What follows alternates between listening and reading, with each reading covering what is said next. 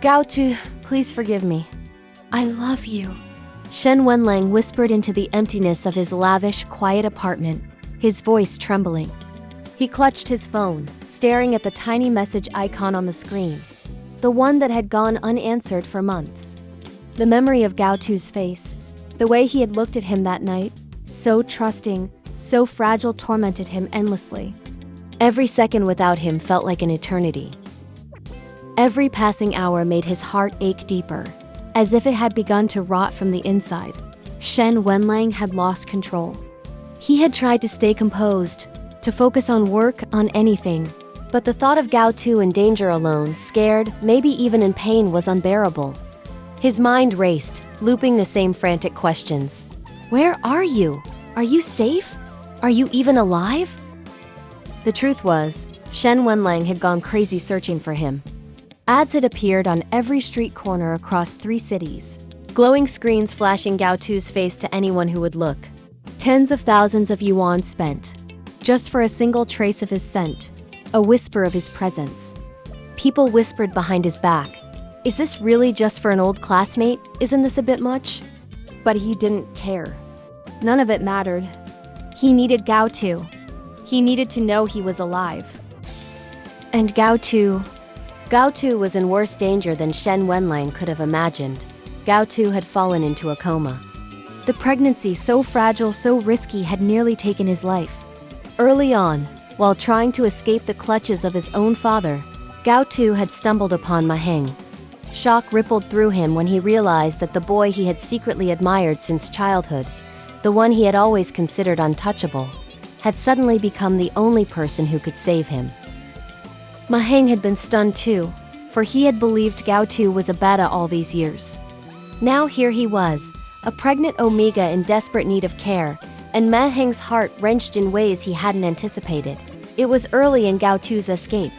Only a few months into his pregnancy, his body was fragile, overwhelmed by both heat and rut, the high compatibility between him and his unseen alpha amplifying the danger.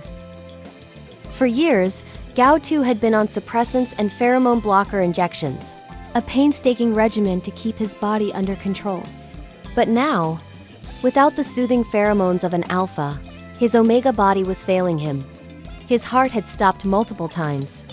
The doctors had fought for hours to bring him back. His pheromone glands were swollen, red, screaming with pain. Each labored breath was a reminder of how close he had come to death. Ma Heng had rushed him to the nearest hospital, his own hands trembling as he guided Gao Tu into the sterile chaos of the emergency room. He had never felt fear like this before. Never had the realization hit him so hard. I've always cared for him. Always. And now he's in danger because of me, because of us. The medical team worked frantically. 4 hours. 4 endless, excruciating hours. Finally, they managed to stabilize him. Gao Tu's body was barely clinging to life. And yet, miraculously, the baby was safe. Doctors operated on his pheromone glands, implanting a blocker at the back of his neck to prevent further damage from overstimulation. Then they checked compatibility. Gao Tu needed alpha pheromones, soothing, calming, life-preserving. And Ma Heng's match with Gao Tu was over 65%, enough to act as a volunteer alpha. For the next 14 days, Ma Heng stayed by his side, providing the necessary pheromones to stabilize him. It was exhausting, it was intimate, and it was transformative. Gao Tu clung to life in more ways than one, his body slowly accepting Ma Heng's presence as a lifeline. He recovered, fragile and wary, haunted by memories of his father's betrayal and by the terrifying thought that someone might force him to lose his child. A week after his discharge, Gao Tu received a chilling reminder that Shen WenLang was still searching for him. His sister, protective and cautious, had told him as much. Panic surged through him. He could not face Shen WenLang, not yet. The mere thought of being under the influence of an alpha he could not resist was enough to make him run again. And so, with Ma Heng's help, he escaped once more, leaving only faint traces of his presence behind. Shen WenLang, meanwhile, was unraveling. He scoured databases, combed through travel records, begged hospitals for information. He even called Gao Ming, Gao Tu's father, knowing full well the man's reputation. Has he contacted you? Shen WenLang demanded, his voice tight with desperation. Gao Ming's response was coldly measured, almost mocking. No, he hasn't. But thank you, Mr. Shen, for saving my life. The money you gave me, I promise. The moment I hear anything about Gao Tu, I'll tell you. Trust me. If I find him, he'll be yours. Shen WenLang's chest tightened. He knew Gao Ming was untrustworthy. But hope was all he had left. He spread missing notices across cities, pulled medical records, tracked faint traces of pheromones in the air, anything to find his Omega. And yet, Gao Tu's reasoning was so painfully simple, so tragically human. He believed Shen WenLang would harm the baby. That if he returned, if he came near him, the child growing inside him would be taken away. Every misunderstanding, every misstep had built a wall between them. Gao Tu had no idea Shen WenLang's desperation was born of love, not threat, and Shen WenLang.